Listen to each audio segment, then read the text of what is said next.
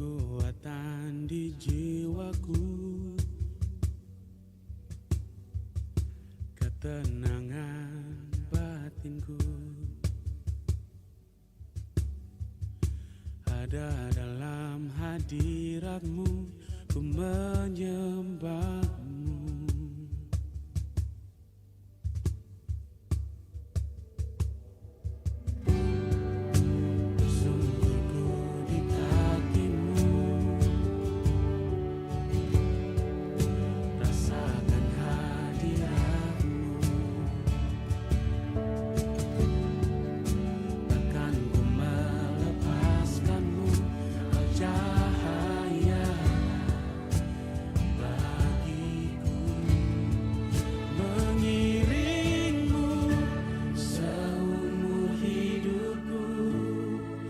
Masuk dalam rencanamu Bapa, pikiranku, kehendakku, ku serahkan padamu. Harapanku hanya di dalam-Mu, ku kan bersamamu Tuhan, jadikanku berjandamu untuk memuliakan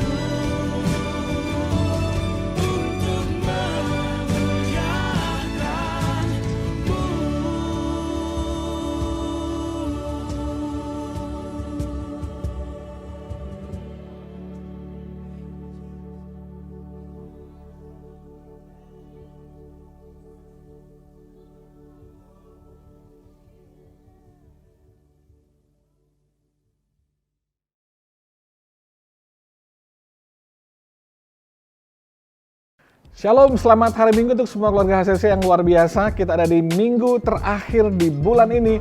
Luar biasa, Tuhan baik untuk kita semua. Bagi semua saudara yang ada di rumah, yang sedang isoman, semangat, cepat sembuh, hati yang gembira adalah obat.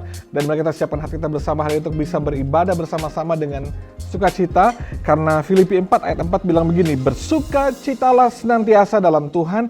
Sekali lagi kukatakan bersukacitalah. Apapun keadaan saudara hari ini, situasi yang saudara sedang hadapi, beban beratmu, masalah pergumulanmu, mari bersukacitalah di dalam Tuhan. Karena sukacita yang sejati, yang abadi, yang luar biasa, hanya didapatkan di dalam Tuhan. Mari bersukacita, kita menyembah Tuhan, memuji Tuhan, beribadah hari ini, alami hadirat Tuhan, siapkan diri saudara bersama dengan keluarga yang ada di rumah, siapkan hati saudara, buka hati saudara, alamilah hadirat Tuhan yang luar biasa. Sehingga hari ini kita diubahkan, dijamah oleh kuasa Tuhan. Mari kita berdoa. Bapa, terima kasih, bersyukur untuk hari ini kami ada kesempatan untuk bisa beribadah. Kami bersyukur kami sehat diberkati. Yang sedang isoman Tuhan jamah sembuhkan dan pulihkan. Hari ini kami mau bersukacita Tuhan. Apapun keadaan kami akan bersukacita dalam Tuhan. Karena kami tahu ada kekuatan, ada mujizat Tuhan di dalamnya. Kami mulai ibadah kami, urapi kami semua, lawat kami dengan hadirat-Mu dalam nama Yesus. Haleluya, mari sama-sama katakan, amin.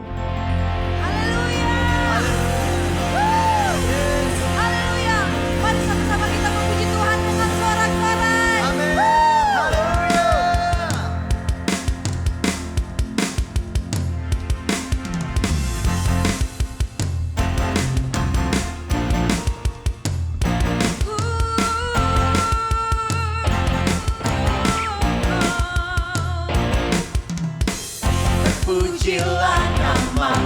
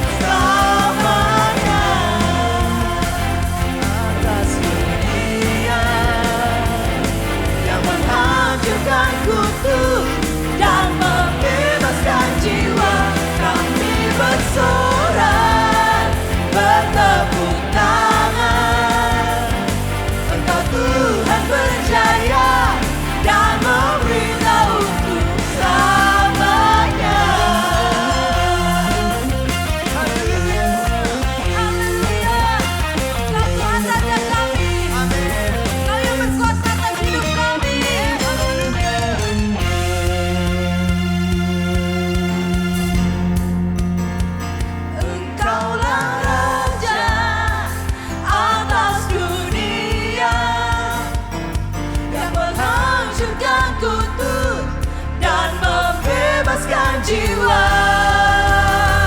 Engkaulah Raja atas dunia, yang menghancurkan kutu dan membebaskan jiwa. Kami bersorak, bertepuk tangan.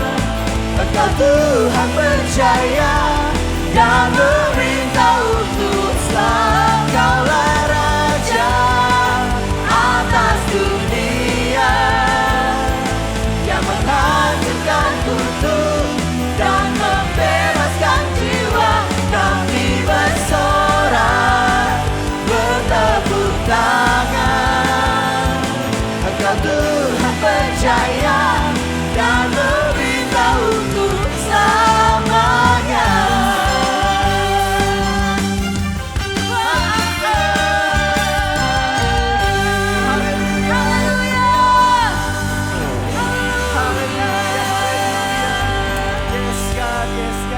Engkau Tuhan yang layak memerintah selamanya. Engkau Tuhan yang dahsyat, Engkau Tuhan yang ajaib. Dulu, sekarang, selamanya Engkau tidak pernah berubah Tuhan. Haleluya, haleluya. Thank you Jesus, thank you Jesus. Kami mau terus memuji dan menyembah Engkau Tuhan. Meskipun saat ini kami ada di rumah, mungkin ada di ruangan-ruangan atau di kamar Tuhan, tapi kami percaya saat kami datang dengan hati yang rindu, dengan hati yang sungguh mencari wajah Tuhan, maka Engkau hadir. Thank you Jesus, thank you Jesus. Saat ini Tuhan, satu hal yang kami rindukan, yaitu merasakan hadirat-Mu. Biar hadirat-Mu melawat setiap kami, menjamah setiap kami dimanapun kami berada. Thank you Jesus, thank you Jesus, thank you Jesus. Mari kita ambil waktu naikkan syukur di hadapan Tuhan. Mari naikkan syukur-Mu di hadapan Tuhan. Say thank you Jesus, thank you Jesus. Thank you Jesus, thank you Jesus. Oh, terima kasih.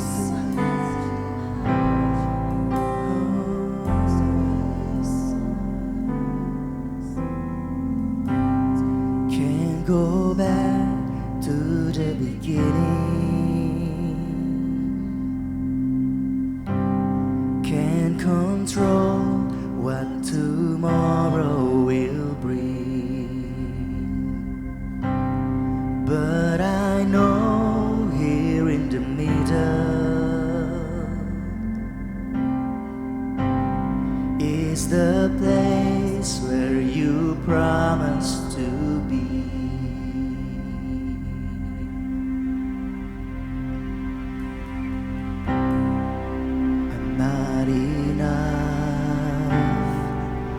Unless you come, will you meet me here again? 'Cause all I want, 'cause all I want is all you are. Will you meet me here again?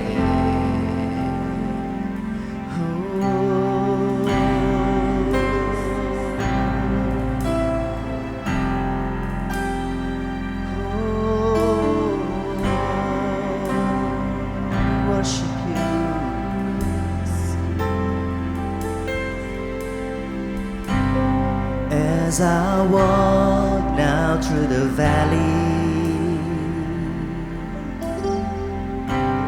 let your love rise above every fear, like the sun shaping the shadow. In my weakness, your glory appears.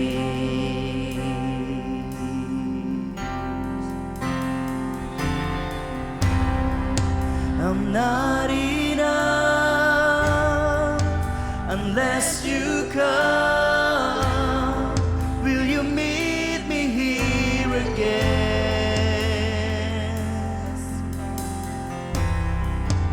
'Cause all I want is all you are.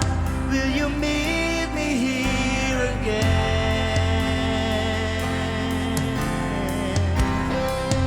I'm not enough unless you come. Will you meet me here again?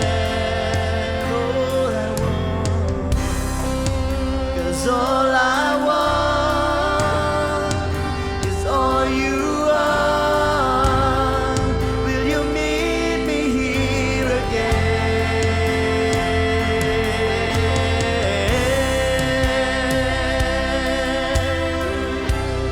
Oh, here again, your presence, Lord Jesus.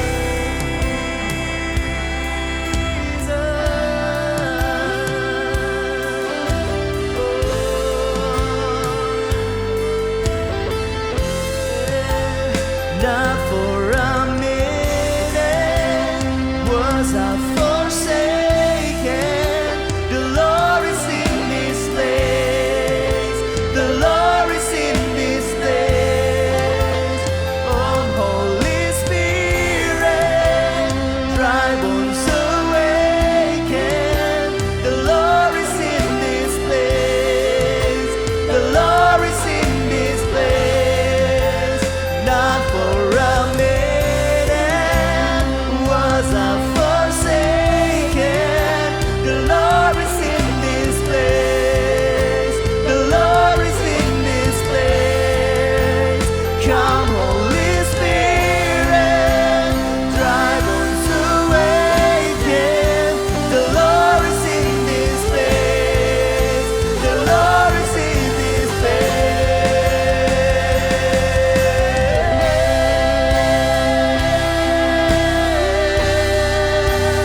Come, Holy Spirit, oh, meet me here again.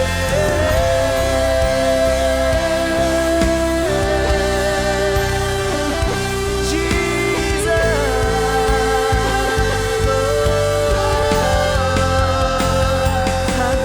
hadiratmu Tuhan, penuhi setiap kami, jamah setiap kami. We worship you,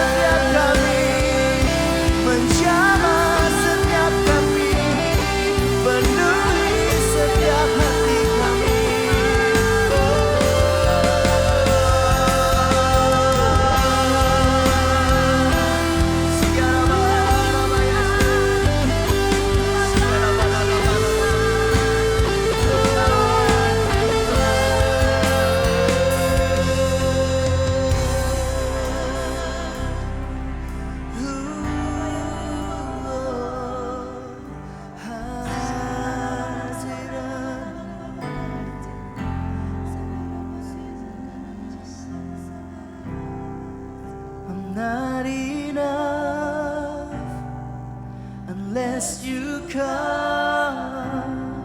Will you meet me here again?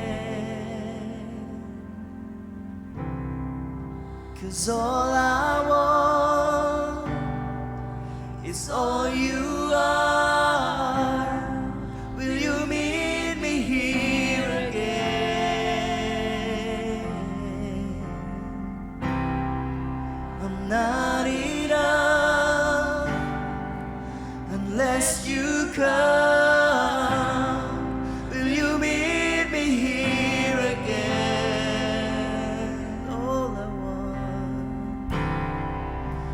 all I want. It's all you are. Will you meet me here again? Not for a minute was I forsaken. The Lord is in this place. The Lord is in this place.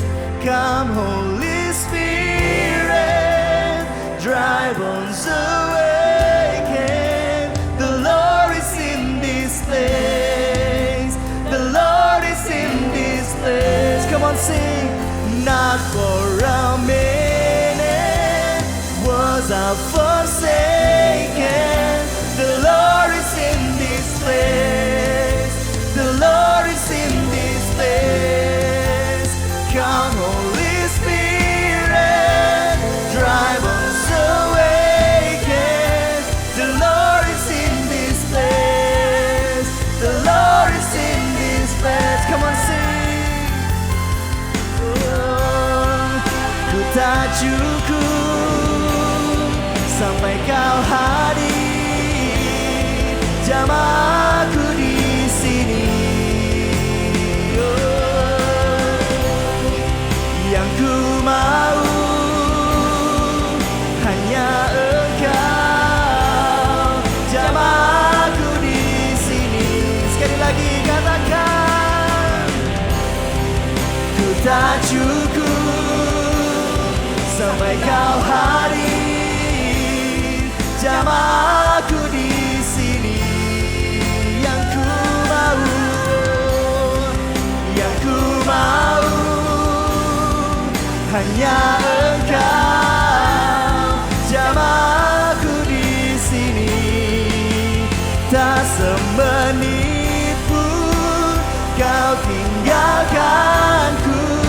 Kau hadir di sini. Kau hadir di sini. Oh Roh Kudus, bangkitkan aku. Kau hadir di sini. Kau hadir di sini. Katakan, tak semenit pun Kau tinggalkanku. Kau hadir di sini. Amin. Kau hadir di sini. Oh Roh Kudus, bangkitkan aku. Kau hadir di sini. Kau hadir di sini. Kau hadir. Kau hadir di sini. Kau hadir di sini. Kau hadir. Kau hadir di sini. Kau hadir di sini.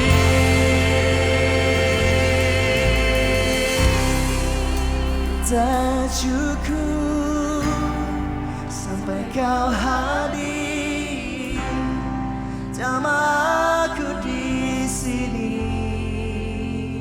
Oh, yang ku mau hanya Engkau, jamaku di sini. Puji Tuhan, kami bersyukur Tuhan untuk hadirat-Mu yang luar biasa. Kami dikuatkan, kami dijamah Tuhan, bahkan kami yang sakit disembuhkan Tuhan dalam nama Yesus. Kami berdoa untuk semua jemaat Tuhan, tolong setiap keluarga dalam setiap pergumulan beban hidup mereka. Aku percaya ada mujizat Tuhan bagi mereka, ada kekuatan daripada Tuhan, ada pertolongan daripada Tuhan yang tidak pernah terlambat datang menjamah hidup mereka. Terima kasih Tuhan, aku percaya semua jemaat dimanapun mereka berada, di Palu, di Luwuk Tuhan, semua dijamah, semua ditolong Tuhan, semua dilawat oleh Tuhan, alami mujizat daripada Tuhan di dalam nama Yesus. Terima kasih Tuhan, aku berdoa bagi mereka sedang bergumul dengan keuangan mereka, dengan pekerjaan, dengan usaha bisnis mereka. Tuhan berkati, Tuhan buka jalan, Tuhan campur tangan. Aku percaya ada mujizat dari Tuhan, setiap keluarga diberkati, suami, istri, orang tua, anak diberkati. Ada kebahagiaan dan kasih sayang luar biasa bagi semua jemaat Tuhan. Terima kasih Tuhan, kami mau bersyukur untuk keluarga di HCC yang berulang tahun sepanjang minggu ini. Kami berdoa buat anak Hani Maros, berdoa buat Ibu Cynthia Veronica Galoanta, Bapak Frankie Rao, Ibu Vera Honandar, Bapak Budi Suartono, Saudara Sekina Merpati, Saudari Felni, dan Ibu Veronica Palialu. Bersyukur untuk usia yang Tuhan tambahkan, mereka semakin luar biasa dalam Tuhan, bertumbuh dalam cintanya Tuhan, semakin mengasihi Tuhan, diurapi, diberkati, dan usia yang baru, ada berkat Tuhan yang baru melimpah bagi hidup mereka semua. Kami juga bersyukur untuk keluarga Bapak Jimmy Lalowan Tuhan yang berulang tahun pernikahan. Kami bersyukur untuk kebahagiaan, biar ada anggur yang baru di tengah-tengah keluarga, suami istri dan orang tua anak-anak diberkati. Mereka alami kebahagiaan di tengah-tengah keluarga mereka, agar kebahagiaan mereka jadi warisan yang indah bagi keluarga mereka. Berdoa untuk semua panitia pembangunan gereja, kami percaya Tuhan, manusia bisa menutup jalan, tapi Tuhan pasti akan buka jalan. Tuhan pasti akan campur tangan, kami percaya yang terbaik daripada Tuhan akan terjadi buat gereja ini. Karena Tuhan pasti menyediakan tempat untuk kami bisa beribadah lebih baik lagi daripada hari ini. Terima kasih Tuhan untuk semua hamba-hamba-Mu, semua staf pastoral yang ada di Urapi, diberkati Tuhan, Palu dan Luwuk, Tuhan berkati. Semua kami ditolong oleh Tuhan, yang percaya ada mujizat daripada Tuhan, ada pertolongan daripada Tuhan. Terima kasih Bapa yang baik, kami bersyukur untuk hari ini, bersyukur untuk ibadah yang luar biasa, untuk hadirat-Mu yang luar biasa. Dalam nama Yesus, kami akan memberi persembahan, tapi sebelumnya Tuhan kami ingin dengar firman, karena kami percaya kami untuk memberi dengan benar, dengan pengertian yang benar, kami akan memberi dengan cara yang benar yang mempermuliakan nama Tuhan. Bersyukur berdoa dalam nama Yesus, haleluya, amin. Puji Tuhan, puji Tuhan, puji Tuhan. Saya percaya saudara diberkati dengan passion worship yang luar biasa, ada hadirat Tuhan yang luar biasa buat kita semua, dan saya berdoa supaya kita semua bersuka cita di dalam Tuhan. Puji Tuhan. Saudara, waktu kita melakukan sesuatu dengan pengertian yang benar, kita akan melakukan dengan cara yang benar, dan kita akan mengalami hasil yang luar biasa. Karena ada banyak orang yang melakukan tanpa sebuah pengertian yang benar, dia akan melakukan asal-asalan dan hasilnya pun tidak maksimal. Sebab itu, mari kita mau baca firman Tuhan sama-sama dalam Kisah Rasul 2 ayat 43 sampai 47. Dikatakan, maka ketakutanlah mereka semua, sedang rasul-rasul itu mengadakan banyak mujizat dan tanda, dan semua orang yang telah menjadi percaya tetap bersatu, dengan segala kepunyaan mereka adalah kepunyaan bersama, dan selalu ada dari mereka yang menjual harta miliknya, lalu membagi-bagikannya kepada semua orang sesuai dengan keperluan mereka masing-masing. Dengan bertekunan dengan sehati mereka berkumpul tiap-tiap hari dalam bait Allah. Mereka memecahkan roti di rumah mereka masing-masing secara bergilir dan makan bersama-sama dengan gembira dan dengan tulus hati sambil memuji Allah. Dan mereka disukai semua orang, dan tiap-tiap hari Tuhan menambah jumlah mereka dengan orang yang diselamatkan. Kita lihat jemaat mula-mula, saya suka dengan endingnya, menambah jumlah mereka dengan orang yang diselamatkan tiap-tiap hari. Setiap gereja pasti suka dengan yang satu ini. Ada jemaat yang ditambahkan. Sebagai gembala, saya juga senang dan bersuka cita kalau setiap minggu menyapa, halo ada jemaat baru, mereka berangkat tangan, wah luar biasa, senang sekali. Tapi banyak orang suka dengan hasilnya, tapi dia tidak peduli dengan prosesnya. Nah, bagaimana mereka bisa mengalami sebuah pertumbuhan? Dan saya berdoa, dan juga terjadi buat gereja ini. Saya bersyukur bahwa dalam 4 tahun gereja ini Tuhan izinkan kita bangun bersama-sama, ada penambahan, ada pertumbuhan, ada perubahan yang sangat signifikan. Nah, kenapa mereka ditambahkan jumlah tiap-tiap hari? Karena yang pertama saya lihat bahwa di gereja itu ada mujizat. Ada tanda, dikatakan mengadakan banyak tanda, mujizat dan tanda. Ada pekerjaan Tuhan yang luar biasa, ada perubahan hidup yang terjadi, ada keadaan-keadaan yang diubahkan Tuhan, ada sakit yang disembuhkan, kehidupan yang berubah, ada sebuah pertobatan, ada keluarga yang disembuhkan, dipulihkan Tuhan, ada hati yang disembuhkan Tuhan, dan itu luar biasa. Dan dikatakan mereka yang menjadi percaya tetap bersatu, ada sebuah unity di antara mereka, dan dikatakan bahwa mereka membagi-bagikan harta milik mereka. Ada diakonia di situ. Mereka saling memberi, yang kuat menanggung yang lemah. Ada sebuah kesatuan hati di situ, saling peduli satu dengan yang lainnya. Lalu mereka bertekun sehati, berkumpul dalam rumah Tuhan. Mereka orang yang suka beribadah, menyembah Tuhan. Bahkan mereka makan bersama-sama dengan gembira, ada sukacita. Mereka memuji Tuhan, Alkitab bilang. Jadi koinonianya ada, diakonianya ada, marturianya juga ada. Sehingga gereja ini, gereja mula-mula mengalami sebuah pertumbuhan. Wow, saya bersyukur untuk apa yang Tuhan izinkan terjadi buat gereja ini. Saya senang melihat jemaat yang sangat peduli dengan hidup orang lain, yang mau saling support, yang mau saling membantu.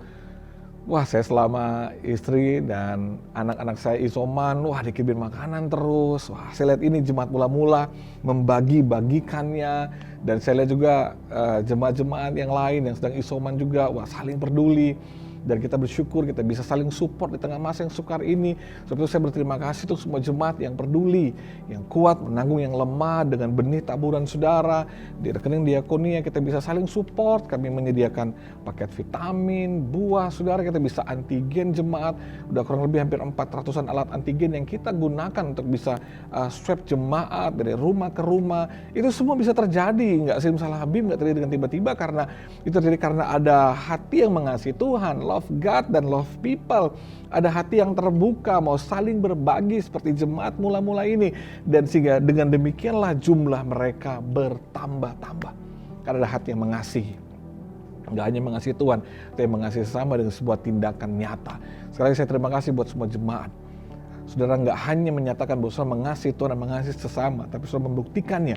Saudara membuktikannya dengan memberi, dengan menabur, mengembalikan milik kepunyaan Tuhan, dan kami kelola dengan baik sehingga semua perlengkapan, kelengkapan gereja ini kita bisa berfungsi dengan baik di koinonianya, di diakonianya, dan di marturianya. Dan saya percaya gereja ini akan bertumbuh dengan maksimal. Puji Tuhan. Bila saudara ingin menabur, saudara yang di Luwuk, mari silakan lihat nomor rekening yang ada di Luwuk, dan yang di Palu, lihat nomor rekening yang ada di Palu, ada rekening persembahan, perpuluhan, dan juga pembangunan, beserta juga dengan diakonia. Bila saudara ingin, kita bisa saling membantu yang lain. Sebab itu, saudara bisa scan barcode juga, dan selamat memberi. Mari memberi dengan sukacita, memberi dengan hati yang mengasihi Tuhan, dan saya percaya setiap benih taburan kita tidak pernah sia-sia. Selamat memberi, Tuhan memberkati kita semua. Baik, sambil saudara akan memberikan persembahan, akan ada beberapa tambahan pengumuman dari saya. Untuk ibadah minggu depan, saudara akan menunggu informasi dari gereja sambil melihat situasi dan perkembangan yang ada, apakah kita sudah bisa on-site minggu depan atau tidak, karena minggu depan kita akan perjamuan kudus, saudara. Jadi kami tim pastoral akan terus memantau keadaan situasi yang terjadi. Saya bersyukur sudah banyak jemaat yang sembuh, yang pulih, dan saya bersyukur untuk tim kami yang gerak cepat gitu ya, bisa swab ke rumah-rumah jemaat sehingga kita bisa cepat dapat kondisi jemaat seperti apa, dan kami cepat bisa menolong saudara. Jadi saudara bisa menunggu nanti informasi selanjutnya. Puji Tuhan, saudara, ada kelas Spiritual Journey batch yang keempat ya, sudah kelas yang keempat kita akan buka. Nah, bagi saudara yang belum tahu apa itu Spiritual Journey, itu adalah kelas pengajaran di gereja ini terdiri dari 4 kelas, dari 4 bagian. Nah, apa yang akan kita pelajari di situ, itu akan pelajari tentang dari saudara bagaimana saudara dari jemaat sampai saudara bisa jadi melayani Tuhan. Ada banyak pelajaran-pelajaran yang sangat menarik dan luar biasa. Saudara akan belajar selama 4 kali pertemuan ini, dan saya berharap saudara jemaat bisa join di dalamnya. Kita hanya buka 30 pendaftaran saja karena kami ingin lebih maksimal. Sebab itu saudara segera daftarkan diri saudara di nomor WhatsApp gereja atau langsung ke saudara Rizky di nomor handphone yang ada di bawah ini, saudara. Puji Tuhan, dia sudah bisa join bersama-sama dan kami bisa belajar, dan saya percaya dengan pelajaran yang baru ini akan menolong saudara semakin bertumbuh di dalam Tuhan. Baik, puji Tuhan, meskipun saudara ada di rumah, saya akan menyapa ada dari antara saudara yang jemaat baru gitu di gereja ini yang beribadah secara online. Saudara bisa ketik di chat di bawah, bilang saya baru, shalom apa kabar, dan saya menyambut saudara. Puji Tuhan bisa di keluarga di HCC, kami akan memfollow up saudara lebih dalam lagi. Puji Tuhan, saya berharap saudara semua diberkati Tuhan, dan ini waktunya untuk kita bermingle time. Saudara yang ada di rumah, mari lihat istri, suami, anak, orang tua, atau siapapun di rumah saudara, dan say hello sama mereka, berikan pelukan kasih sayang buat mereka, katakan Tuhan mengasihimu, shalom, selamat hari Minggu, dan kita bermingle time, dan kita akan dengarkan firman Tuhan. Puji Tuhan, hari ini kita akan diberkati dengan seorang hamba Tuhan yang luar biasa. Bagi saya, dia bukan hanya seorang pendeta, tapi dia seorang teman yang sangat baik dengan saya. Bahkan mungkin mentor juga buat saya, karena saya ikut beberapa kali kelas-kelas beliau yang mengubahkan banyak hal di hidup saya, dan bersyukur juga untuk mujizat Tuhan di hidup mereka. Mereka menikah sejak tahun 2007. Mereka bergumul berdoa untuk seorang anak, saudara. Udah segala macam cara mereka lakukan, program yang mereka buat, saudara, dan tidak ada hasil.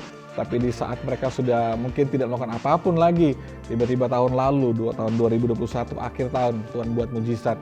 Dan istri daripada hamba Tuhan ini hamil. Itu mujizat yang luar biasa. Saya bersuka cita, saya menghubungi beliau, kasih selamat, dan terus berdoa supaya kandungan istrinya baik, mereka luar biasa, sehingga anak yang lahir sehat dan sempurna, diberkati Tuhan. Perkenalan saya dengan beliau itu dimulai dari sebuah buku yang sederhana.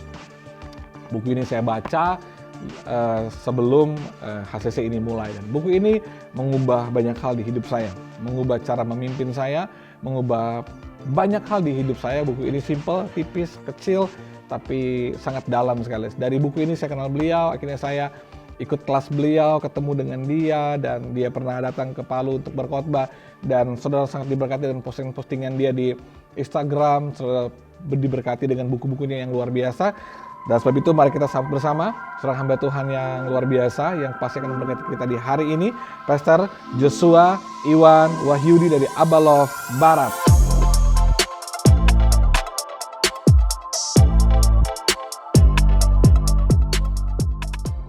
Shalom Bapak Ibu Saudara dari HCC Palu. Saya bersuka cita karena bisa menjumpai saudara sekali lagi, walaupun masih dalam berupa online, tapi saya percaya ada waktunya kita akan bisa berjumpa muka dengan muka.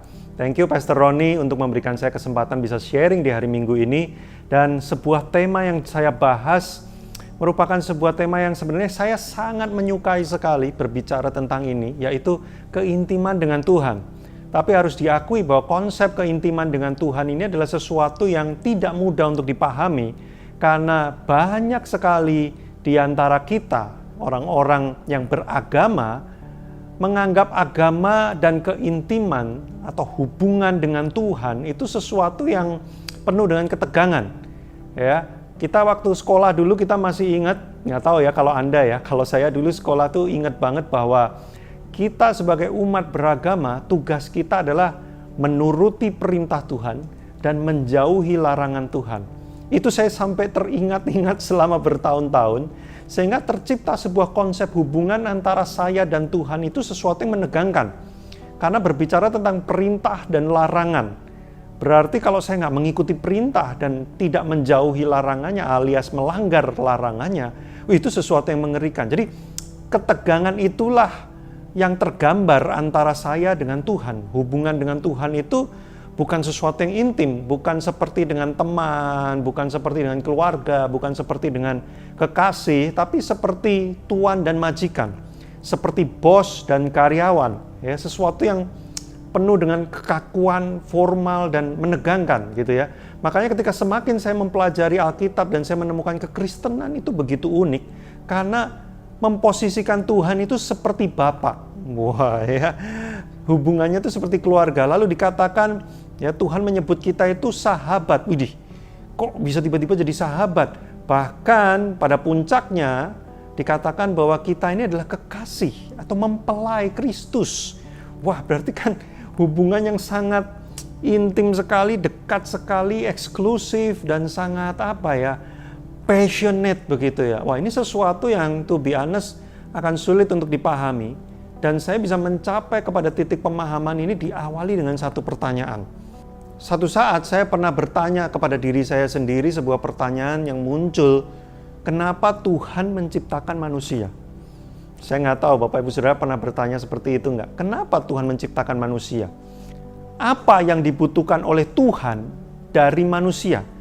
Adakah Tuhan kekurangan sesuatu sampai dia harus membuat manusia, dan kalau tidak dibuat manusia, Tuhan seperti galau gitu ya, seperti ada yang kosong, seperti ada yang hilang.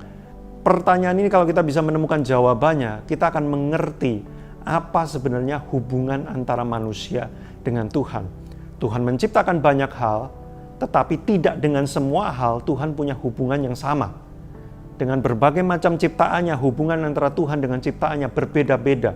Dan bagaimana kita bisa mengetahui posisi manusia di mata Tuhan? Nah, saya punya satu prinsip.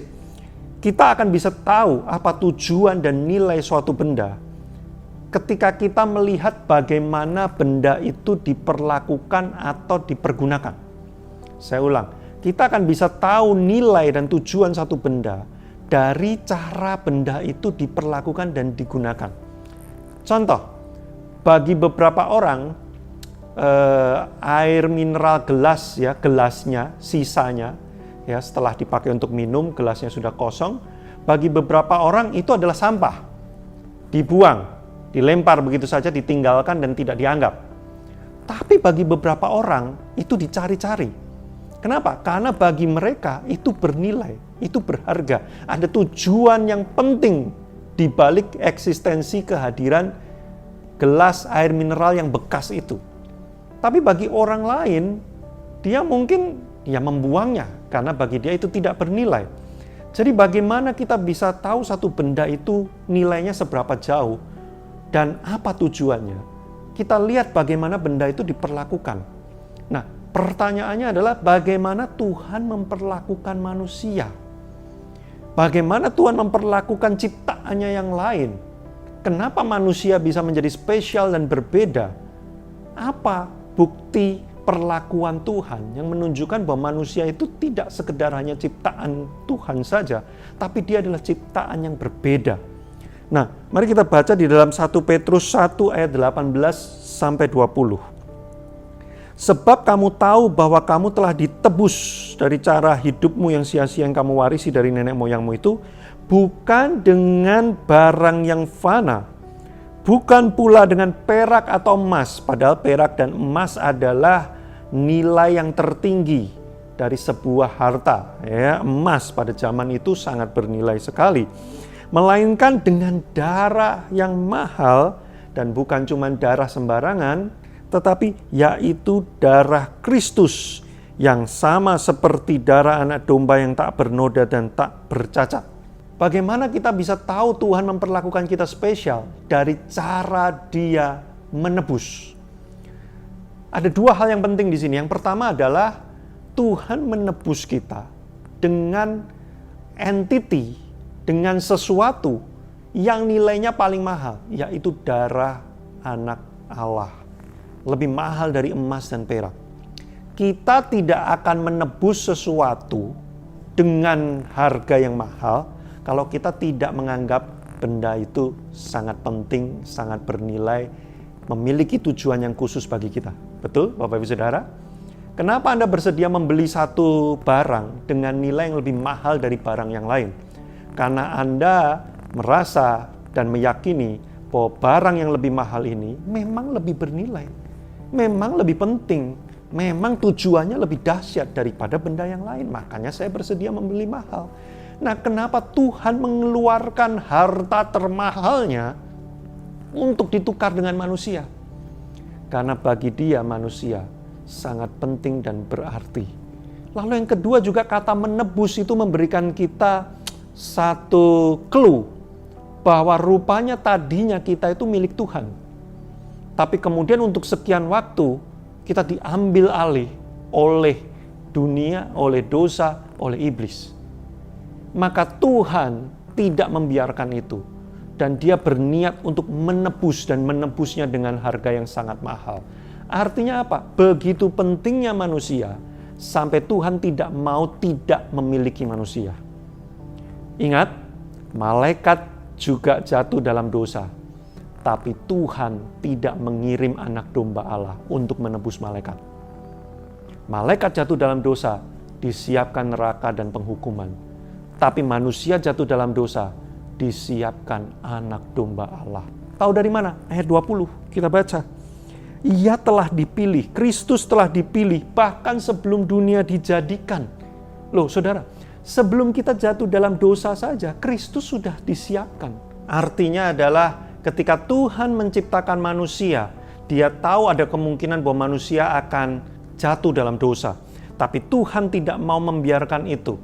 Dia ingin manusia terus menjadi milik kepunyaannya sampai selama-lamanya. Itu sebabnya Dia menyiapkan Kristus untuk skenario yang terburuk sekalipun. Jadi Tuhan tidak menyayang-nyayangkan anaknya yang tunggal. Bayangkan, luar biasa sekali. Demi siapa? Demi kita. Jadi di mata Allah, di mata Tuhan, manusia, kita ini adalah sesuatu yang penting dan berharga. Siapa sih yang mau sampai luar biasa menebus, tidak membiarkan hilang dari genggamannya, bahkan rela mengeluarkan habis-habisan demi mendapatkan kembali sesuatu yang berharga.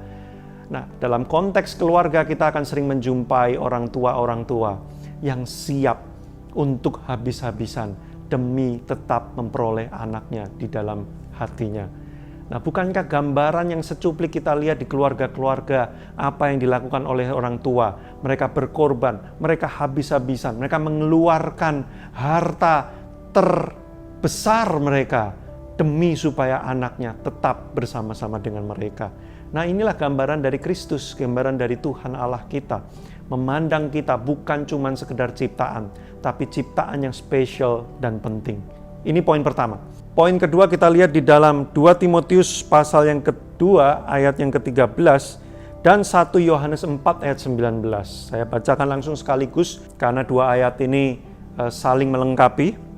2 Timotius 2 ayat 13, tetapi jika kita tidak setia, dia tetap setia karena dia tidak dapat menyangkal dirinya.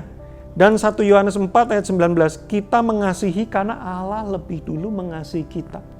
Jadi dari dua ayat ini kita melihat bagaimana perilaku Tuhan kepada kita adalah Dia setia walaupun kita nggak setia. Dia sayang, Dia mengasihi kita lebih dulu, bahkan sebelum kita kenal Tuhan itu siapa dan mengasihi Dia. Jadi artinya apa? Artinya Tuhan menganggap kita sangat penting karena ketika kita memberontak sekalipun, Dia masih mengusahakan bagaimana caranya supaya kita sadar dan balik kembali. Ini seperti kisah anak yang bungsu yang hilang itu. Anak bungsu yang hilang memberontak dari bapaknya. Mau keluar dari rumah, tidak peduli lagi, tidak mau tinggal di dalam rumah itu. Tapi bapaknya tetap setia, menunggu, mengasihi. Dan ketika pulang kembali anak itu tetap dianggap seperti anak, seperti semula. Seolah-olah tidak terjadi apa-apa. Bahkan makin dirayakan karena dia pulang kembali. Seolah-olah seperti lahir kembali, merayakan kelahiran ulang kembali. Itu sebabnya dikatakan ketika ada orang yang menerima Yesus sebagai Tuhan dan dia dilahirkan kembali, surga dan para malaikat bersukacita. Kenapa? Karena yang hilang didapatkan kembali. Segitu, gimana ya, surga Tuhan itu segitu pentingnya seperti itu menilai kita, saudara. Kalau kita nih karyawan, ya saudara lihat di perusahaan-perusahaan, karyawan nggak setia, pecat saudara ya. Karyawan memberontak, karyawan nyolong, karyawan menghasut, melawan, tidak setia, buang, ganti dengan karyawan yang lain. Karyawan nggak perform, karyawan nggak bisa mencapai standar tertentu, gagal dalam pencapaian-pencapaian, buang, ganti karyawan yang lebih hebat. Tapi kita di mata Tuhan itu bukan karyawan. Itu sebabnya kalau ada orang bilang begini, untuk apa sih manusia diciptakan Tuhan? Untuk melayani Tuhan. Kelihatannya rohani, tapi menurut saya tidak alkitabiah. Kenapa? Karena kita tidak diciptakan untuk menjadi pelayan. Kita diciptakan untuk menjadi apa? Sahabat, untuk menjadi kekasih, untuk menjadi anak. Hubungannya tuh sangat dekat sekali. Ya. Lah terus kalau gitu ngapain Pak? Kalau gitu nggak usah pelayanan lagi. Beda. Kita itu melayani karena kita sayang sama Tuhan. Sama seperti kita sayang sama orang tua kita layani orang tua kita. Tapi kan kita bukan pembantunya orang tua kita anaknya. Dan kita nggak usah disuruh, kita nggak digaji, kita nggak diperintah-perintah, kita nggak terpaksa. Dengan kerelaan hati karena kita sayang sama orang tua kita layani orang tua kita. Sama seperti, saya mau pamer nih ya, mujizat Tuhan. Istri saya lagi hamil. Setelah 14 tahun kami menikah, kami berdoa, kami menunggu mujizat Tuhan dan terjadi di tahun ke-14, akhirnya istri saya hamil. Saudara, di tengah proses kehamilan ini menunggu kelahiran, istri saya kadang pegel, badannya sakit, nggak bisa makan ya, kadang-kadang pusing, tiba-tiba mual, hampir tiap hari itu ada yang aneh-aneh. Saudara, saya kadang pijetin dia, saya ambilin makan, saya taruh di kasur karena kadang-kadang dia harus bed rest, saya naik turun lantai 2, lantai 1. Saudara, saya melayani dia. Bukan karena saya pembantunya, bukan karena saya karyawannya, saya nggak digaji, saya nggak diperintah, saya nggak terpaksa. Kenapa? Karena saya sayang. Karena sebuah hubungan yang intim. Pelayanan di gereja harusnya dilakukan karena kita lahir dari keintiman kita dengan Tuhan. Bukan karena terpaksa, ini tuh takut masuk neraka, kita pelayanan yang banyak, nabung jasa buat Tuhan, supaya kita nggak masuk neraka. Loh, kamu itu bukan Romusha, bukan pekerja rodi, wah dipecut kalau nggak pelayanan, masuk neraka kamu. Saudara. Makanya konsep pelayanan itu harus diubah. Jangan melayani itu seperti orang kerja, seperti sebuah beban gitu ya. Melayani itu karena kita dekat sama Tuhan. Sayang sama Tuhan, sampai rasanya kalau aku nggak nyanyi buat Tuhan tuh nggak enak. Aku tuh saking sayangnya sama Tuhan, kalau aku itu nggak bikin sesuatu untuk kerajaan Allah tuh kayaknya nggak enak di hati tuh. Ada kasih yang meluap-luap gitu loh, pengen lakukan sesuatu buat Tuhan. Nah itu pelayanan. Saudara, makanya saya dan istri saya sudah 27 tahun menjadi orang Kristen, tidak pernah mau berhenti pelayanan. Bentuk pelayanannya bisa berubah-berubah. Dulu ini, sekarang ini. Tapi saya nggak pernah mau berhenti pelayanan. Kenapa saudara? Karena saya nggak bisa. Setiap kali saya ingat Tuhan itu keren banget. Terus saya bersekutu dengan Dia. Saya mendapatkan jamahan. Saya ada di dalam hadiratnya. Saya merasakan kasih Tuhan yang besar banget. Dengan sendirinya kasih itu menggebu-gebu membuat saya pengen lakukan sesuatu buat Tuhan. Nah itu pelayanan yang lahir dari keintiman dengan Tuhan, saudara. Ya, karena saya lihat Tuhan setia waktu saya memberontak. Waktu saya nggak sayang sama Dia, saya belum tahu Dia itu siapa. Dia udah sayang dulu sama saya. Wih, luar biasa ya. Ketiga, Hosea 6 ayat 6. Saya suka sekali ayat ini saudara, karena ini keinginan Tuhan terhadap manusia. Ya, Hosea 6 ayat 6 bunyinya, sebab aku menyukai kasih setia dan bukan korban sembelian, dan menyukai pengenalan akan Allah lebih daripada kurban-kurban bakaran. Saudara jangan pikir, ya manusia diciptakan untuk beribadah, untuk kebaktian. Bukan saudara. Tuhan lebih suka kasih setia dan pengenalan. Nanti saya akan jelaskan apa arti kata pengenalan ini. Kasih setia dan pengenalan itu artinya apa sih saudara? Kedekatan. Ya. Hubungan apa yang lekat banget dengan kata-kata kasih setia dan pengenalan? Coba apa saudara? Keluarga, pernikahan. Hubungan yang sangat intim, eksklusif, dekat. Kasih setia, pengenalan saudara. Kalau pekerjaan, hubungan kerja, nggak butuh kasih setia, yang penting profesional ya.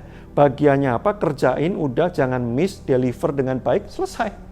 Nggak perlu pengenalan, nggak perlu terlalu akrab, sampai hidup dan mati.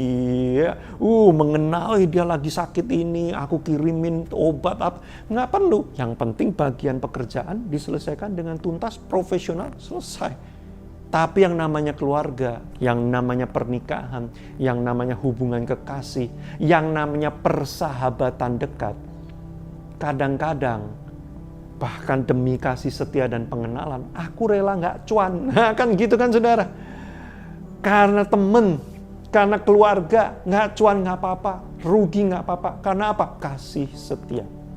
Karena apa? Karena aku kenal kamu, karena aku deket dengan kamu. Nah itu keinginan Tuhan kepada manusia.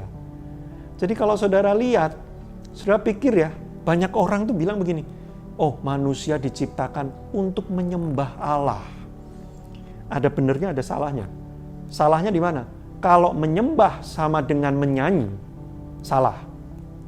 Manusia diciptakan untuk menyanyi, ya, memenuhi surga dengan nyanyian. Ya elah, kayak suaramu lebih hebat dari suara malaikat aja. Ya, coba deh nyanyi di rumah ya. Do re mi fa sol la si do gitu ya. Ya ada yang bagus banget, tapi ada yang nafas aja fales gitu kan. Kalau kayak gitu berarti gagal penciptaan manusia. Ya. Sudah, kita nggak diciptain untuk nyanyi, kita nggak diciptain untuk kebaktian, kita nggak diciptain untuk pelayanan, kita nggak diciptain untuk khotbah, kita nggak diciptain untuk melakukan pekerjaan-pekerjaan.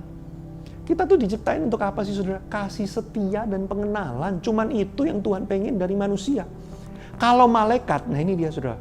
Kalau malaikat jelas diciptakan untuk melayani kebutuhan Tuhan. Makanya kita baca di Alkitab, malaikat menyampaikan pesan Tuhan, menolong umat Tuhan, menjadi kepanjangan tangan Tuhan untuk serving. Itu malaikat. Tapi manusia, enggak loh saudara. Sudah baca, semua kerinduan Tuhan itu apa? Kasih setia dan pengenalan, keintiman. Tuhan tuh cuman pengen apa sih sama manusia? Pengen deket, pengen punya hubungan yang deket, ngobrol, mengenal. Saudara, pelayanan itu apa? Pelayanan hanyalah hasil akibat karena kita sayang sama Tuhan. Kita nggak tahan kalau kita nggak melayani. Karena pengen mengekspresikan betapa sayangnya. Saudara kayak nggak pernah pacaran aja. Saudara yang pacaran ya masih ingat nggak waktu zaman-zaman deg-degser ya, yang udah menikah. Saking sayangnya kan, saking cintanya sama pasangannya, nggak tahan kalau nggak beliin bunga, beliin coklat, ajak makan ya, anterin pulang. Terus apa lagi? Lepas jasnya untuk supaya nggak kedinginan. Itu kan pelayanan yang lahir karena cinta, karena pengenalan, karena sayang, karena keintiman. Nah itu, jadi jangan dibalik. Tuhan nggak pernah ciptakan manusia untuk pelayanan. Yang ada pelayanan terjadi ketika manusia intim dengan Tuhan. Makanya pelayanan yang dibangun tanpa keintiman dengan Tuhan, itu bukan pelayanan. Itu namanya pekerjaan. Makanya orang yang kerja minta upah. Kalau nggak dikasih upah, ngamuk-ngamuk. Orang yang kerja apa? Terbeban. Aduh capek, aduh merasa sesak, ya kan? Tapi kalau engkau melayani karena cinta, nggak ada minta upah, nggak ada merasa lelah. Justru makin lelah demi orang yang kita sayangi, makin bangga kita. Dulu waktu bisa nganterin pacarnya, ya kan jauh gitu, pulang-pulang kan menepuk dada. Gila, gue anterin dia. Bangga, bukan capek, kesel, ngamuk-ngamuk, tapi bangga. Nah itu lahir dari keintiman. Makanya sudah Yohanes 3 ayat 16, ayat umat Kristen. Ya, karena begitu besar kasih Allah akan dunia ini, sehingga ia telah mengaruniakan anaknya yang tunggal, supaya, ini dia tujuan penciptaan manusia, setiap orang yang percaya kepadanya tidak binasa, melainkan beroleh hidup yang kekal. Apa hidup kekal? Yohanes 17 ayat 3, mari kita baca.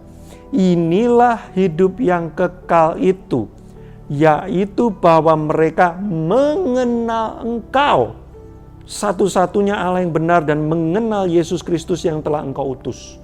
Jadi rupanya manusia itu diciptakan Tuhan untuk diberikan hidup kekal. Hidup kekal itu apa? Mengenal Bapa dan Kristus yang adalah satu. Mengenal di sini menggunakan kata ginosko.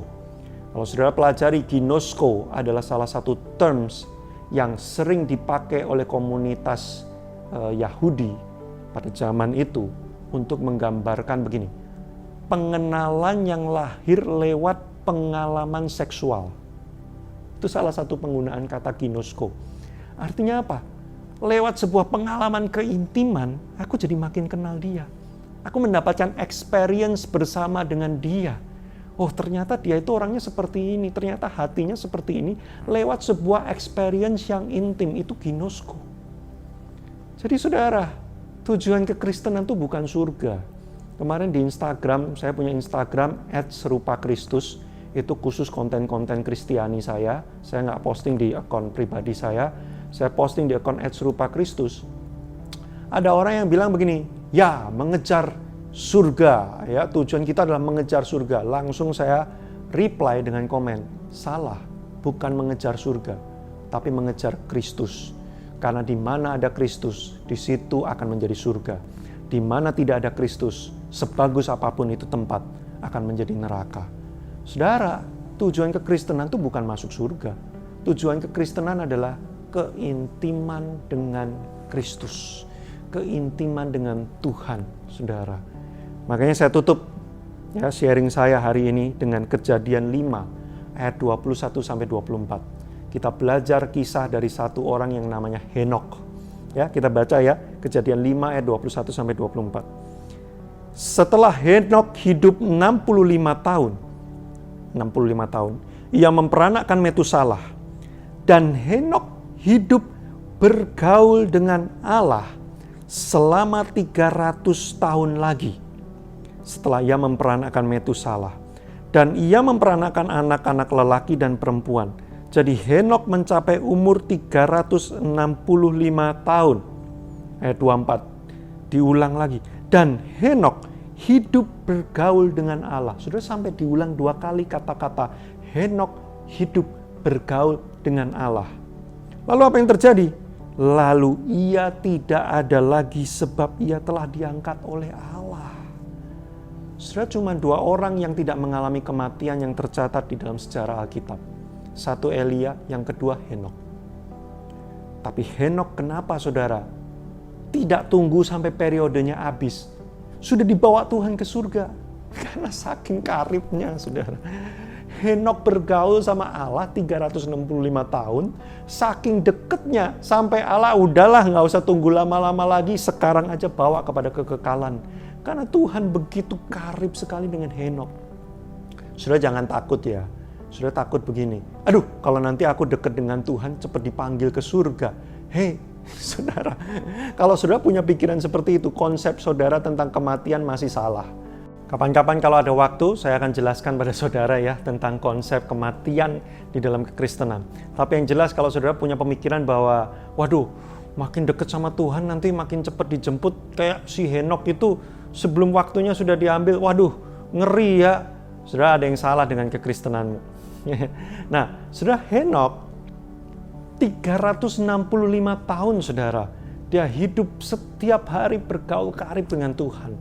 Kalaupun dia pelayanan, mungkin dia pelayanan untuk melayani Tuhan gitu ya. Karena zaman itu belum ada gereja. Tapi saudara, kita melihat bagaimana inilah yang dikehendaki oleh Tuhan. Tujuan kekristenan kita adalah keintiman dengan Tuhan, saudara. Nggak ada yang lain. Maka di akhir dari khotbah saya, saudara, saya ingin kita merenungkan diri kita. Kenapa sih kita menjadi orang Kristen? Untuk apa sih kita menjadi orang Kristen? Kenapa engkau mempercayai kekristenan? Kenapa engkau menyembah Kristus? Kenapa engkau mengikut Kristus? Saudara, ada orang-orang yang mengikut Kristus karena dia pengen diberkati. Dia pengen berkat finansial, dia pengen berkat kesembuhan, dia pengen mengalami mujizat. Ada orang mengikut Kristus karena pengen masuk surga, supaya nggak masuk neraka aja. Tapi saudaraku, kekristenan itu adalah hubungan. Saya mengikut Kristus. Saya ingat betul saudara, saya di jamaah Tuhan itu kelas 1 SMP. Tadinya saya orang yang tidak pengen sama sekali pergi ke gereja. Saya udah diajak oleh kakak saya nggak mau banget. Bahkan saya di sekolah saya ada persekutuan doa, saya terpaksa banget, saya melarikan diri, ketahuan, ditangkap, lalu dibawa ke persekutuan doa itu, dipaksa suruh ikut. Tapi di situ saya di jamaah Tuhan, saudara, saya bertobat. Dan yang membuat saya mau mengikut Kristus adalah karena perjumpaan saya dengan Dia. Begitu pribadi, menyentuh hati saya, membuat saya kemudian bilang, mulai hari ini dan seterusnya, saya mau ikut kamu Tuhan. Apapun yang dibutuhkan untuk aku mengikut Tuhan, aku akan berikan. Itu kata-kata saya waktu saya menerima Yesus sebagai Tuhan. Mirip seperti waktu saya ketemu dengan istri saya yang waktu itu masih belum jadi istri ya. Wow, hati tersentuh, terus kemudian karena hubungan yang terbangun, begitu dekat, lalu kemudian berkata, aku mau komit untuk hidup bareng dengan kamu seumur hidup. Nah, seperti itu. Karena hubungan. Bukan karena kalau menikah dengan kamu, aku dapat warisan orang tuamu. Enggak ada. Karena kamu pintar cari duit, makanya aku mau menikah dengan kamu. Enggak, saudara. Karena sebuah keterikatan hati, keterkaitan hati yang begitu dalam, lalu muncul komitmen untuk mengikut, berjalan bersama-sama. Bersama dengan istri saya waktu itu. Nah, dengan Kristus lebih dalam daripada itu. Bukan karena berkat, bukan karena pertolongannya, bukan karena apapun yang Dia bisa berikan kepada saya. Tapi karena saya terpikat dengan hatinya. Dan saya begitu terjamah, tersentuh oleh kasih-Nya yang begitu besar. Membuat saya tidak bisa melihat ada hal yang lain yang lebih mempesona daripada Kristus bagi saya. Maka kalau saya hari ini pelayanan, saya melakukan berbagai macam rupa. Saudara, saya sering kecewa di tengah pelayanan. Saya udah bergereja itu 27, 28 tahun, saudara. Terlalu banyak alasan untuk saya bisa berhenti dari kekristenan. Tapi kenapa saya tidak pernah bisa berhenti? Karena Tuhan terlalu mempesona buat saya. Maka kepahitan, kekecewaan yang bertubi-tubi yang saya lewati sepanjang kehidupan kekristenan saya tidak menghentikan saya untuk saya meninggalkan Tuhan dan membiarkan hidup saya jauh dari Dia. Karena kecintaan saya kepada Dia. Kenapa saya bisa seperti itu, saudara? Keintiman. Karena hubungan dengan Tuhan tidak tergantikan oleh apapun. Saudara, apakah engkau mengasihi Kristus seperti itu? Apakah engkau seperti Musa yang walaupun tidak masuk tanah perjanjian, tidak masalah, yang penting bersama dengan Tuhan? Apakah engkau seperti Daud, tidak bisa membangun bait Allah buat Tuhan? Nggak masalah, yang penting tetap bersama dengan Tuhan. Apakah engkau seperti Daniel, dimakan singa sekalipun? Nggak masalah, asalkan aku bersama dengan Tuhan. Apakah engkau seperti Sadrak, Mesak, dan Abednego, mau dibakar di perapian, Tuhan tidak tolong? Tidak masalah, yang penting saya tetap bersama dengan Tuhan. Itulah kekristenan, mengejar Kristus. Maka saya tutup dengan pernyataan dari Paulus.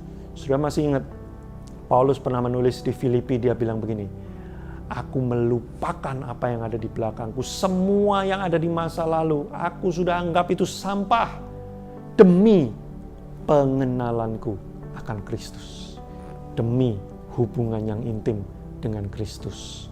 Saudara, apakah engkau masih mengejar Kristus seperti itu? Kapan terakhir kali saudara ikut kebaktian, atau saudara saat teduh, atau saudara berdoa? Kapan terakhir kali engkau berkata kepada Tuhan begini, Tuhan, aku nggak ingin yang lain, cuman Engkau. Selain Kau, tiada yang lain.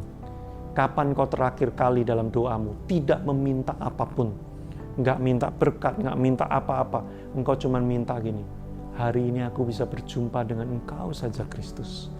There is enough. Saudara, bagi Paulus, Kristus segala-galanya. Kristus cukup. Dia boleh kehilangan apapun di dunia ini, asal dia mendapatkan Kristus. Seperti itulah seharusnya kekristenan kita, mengejar keintiman dengan Kristus. Mari kita berdoa. Tuhan Yesus, hari ini kami belajar bahwa apa yang Tuhan inginkan bagi hidup kami, tujuan kehidupan kami ini, sejak awal Engkau menciptakan kami, adalah untuk bersekutu dengan-Mu, menjadi dekat dengan Engkau, bermesraan dengan Tuhan, punya hubungan yang dekat dengan Tuhan.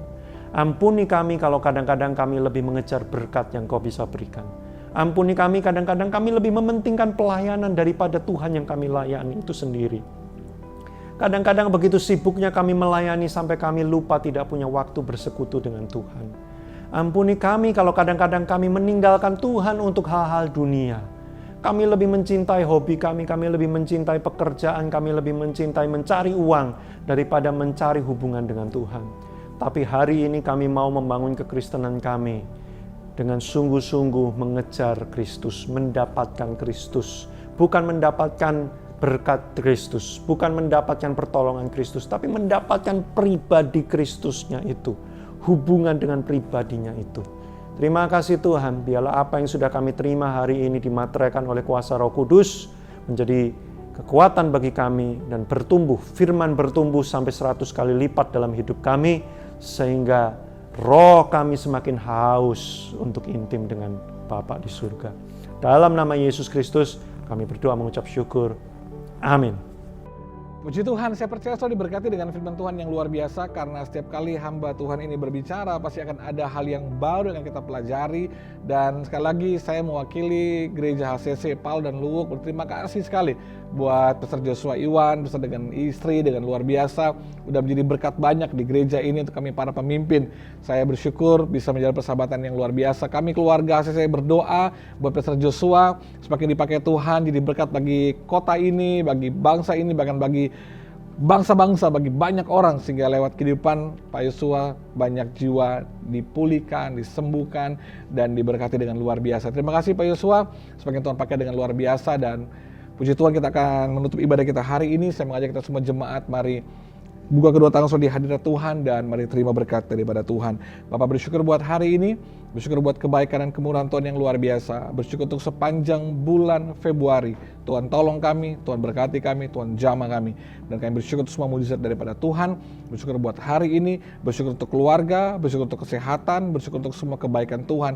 Terima kasih untuk Pak Yosua sudah jadi berkat untuk kami hari ini. Berkati hamba-Mu, berkati keluarganya, berkati anak dalam kandungan istrinya. Terima kasih buat mujizat Tuhan di hidupnya. Diberkati, dipakai Tuhan yang luar biasa, di terangnya Tuhan, jadi berkat Tuhan, nama Tuhan dipermuliakan. Terima kasih untuk kami angkat kedua tangan kami di hadirat-Mu. Dan jemaat diberkati Tuhan setiap tangan yang diangkat saat ini. Tangan-Mu tangan berkatnya Tuhan dalam segala hal yang dikerjakan oleh tangan-Mu Tuhan buat berhasil, sukses, diberkati.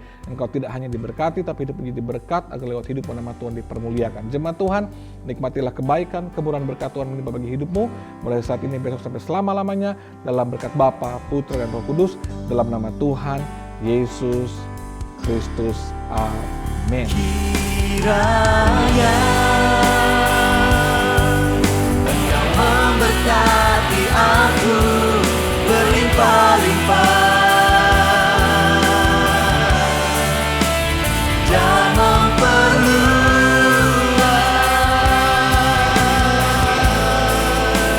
daerahku.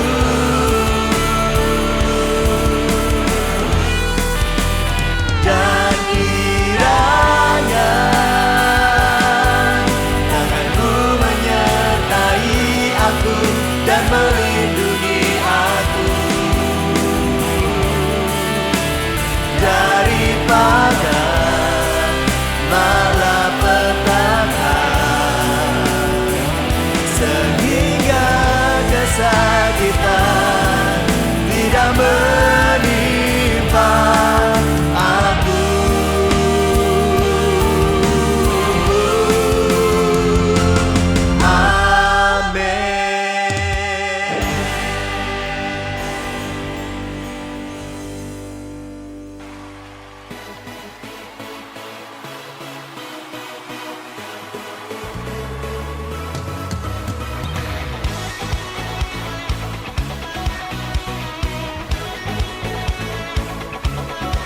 You are here as we lift you up.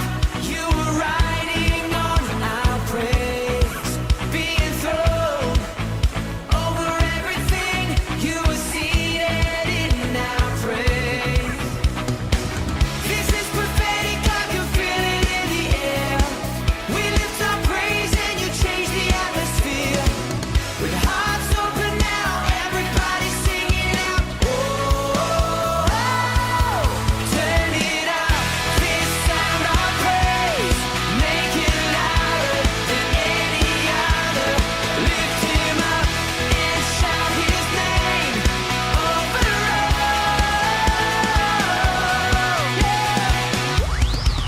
as we praise. Well, I can feel the change as Your presence now invades. Hear the sound of the broken chains. Prison doors are giving way. This is prophetic, I can feel it in the air. We lift our praise and You change the atmosphere. With hearts open now, everybody singing out. I am free. Turn it up, this sound of praise. Make it louder than any other. Lift Him up and shout His name over us. Oh, turn it up, this sound of praise. Make it louder than any other. Lift Him up and shout His name over us. Somebody lift up and celebrate.